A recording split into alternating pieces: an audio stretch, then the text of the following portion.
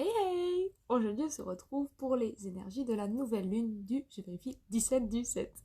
Si tu me connais pas encore, moi c'est Chloé et je t'aide à comprendre et à identifier tes cycles répétitifs pour qu'on puisse les rompre et que tu puisses enfin avancer.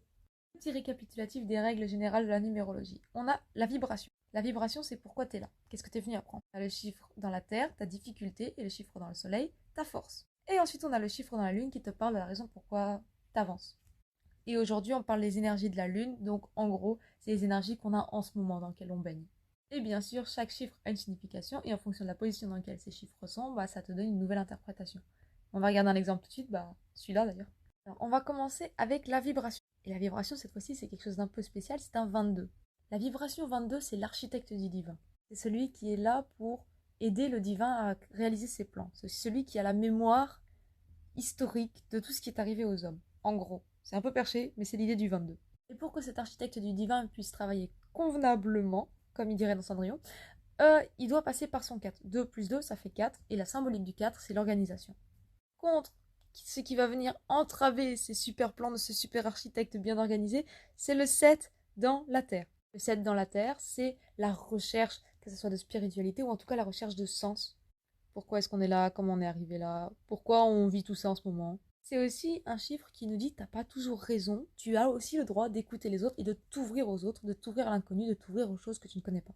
Par contre, on a de la chance, puisque pour réaliser notre projet et pour un peu contrecarrer ce petit boulet, on a deux forces.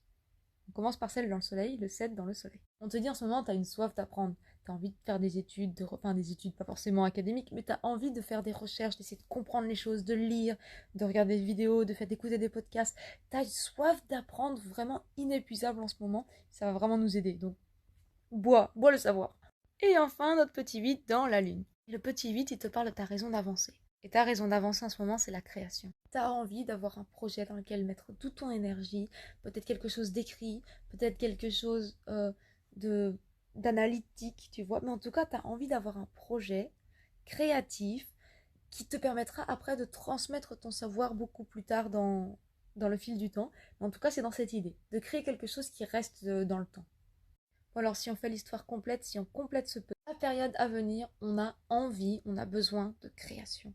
De vraiment, ce côté créatif a vraiment super faim et on a super envie d'apprendre aussi pour pouvoir nourrir cette création. Dans ce processus créatif d'extraordinaire, on est en train de créer le monde de demain, un peu comme si on était les architectes du divin, comme si on était des petites mains qui allaient créer le monde de demain. Par contre, dans notre monde de demain, on ne doit pas oublier que tout le monde n'est pas comme nous. Et si tout le monde n'est pas comme nous, il y a différentes options, différents moyens de voir les choses et qu'on n'a pas toujours raison. Donc, dans notre monde idéal qu'on est en train de créer, on doit penser à être inclusif et à amener tout le monde dans notre petit bateau. J'entends dire, super Chloé, sympa ton idée de l'architecte du divin, mais du coup, on fait quoi concrètement? Concrètement, tu peux bosser sur ton enfant intérieur, parce que c'est lui qui a la créativité, la joie de vivre, ce côté, tu sais, il n'y a pas de problème, il n'y a que des solutions. Ton 8, il va vraiment apprécier si tu bosses sur ton enfant intérieur. Ensuite, tu peux bosser sur les rabat-joie de la famille, tu sais, les grands-parents, les arrière-grands-parents, qui parlaient toujours de la souffrance qu'eux ont vécue. D'ailleurs, ce 22 te parle aussi de l'histoire, de la mémoire familiale et de la mémoire humaine en général. Donc tu peux aussi en ce moment aller libérer les mémoires de tes ancêtres parce que eux aussi forcément ils plombent. C'est l'ancien monde et on cherche à créer le nouveau. Et pour ça, il y a l'hypnose transgénérationnelle. Je dis ça, je dis rien. Ensuite, tu peux aussi bosser en méditation sur ton rabat-joie intérieur, ton critique intérieur. Parce que lui aussi, il va plomber ta créativité. Donc, avec la méditation, tu peux lui dire de se la boucler un petit peu. Enfin, on va lui donner de l'amour, mais l'amour, le but, c'est qu'il se la boucle. Mais avec cet amour, il va se sentir beaucoup mieux, il va crier vachement moins fort et il va t'aider à être beaucoup plus créatif et beaucoup plus libre.